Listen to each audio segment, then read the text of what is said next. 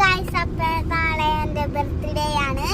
അപ്പോൾ എല്ലാവരും വിഷ് ചെയ്യണം. പിന്നെ ഒരു കാര്യം ഞാനിപ്പോഴും പറയാം, ആദ്യം ഞാൻ ശരിക്കും ഇതെല്ലാം പറയാൻ വന്ന കേട്ടോ. നമ്മൾ ഇന്ന് സ്റ്റുഡിയോ പോയി ഫോട്ടോ എടുക്കുന്നു.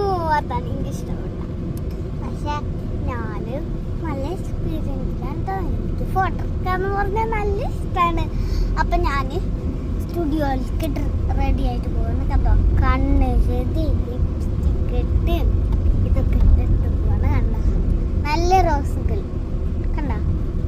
അപ്പം ഞങ്ങൾ അങ്ങോട്ട് പോയിക്കൊണ്ടിരിക്കുകയാണ്.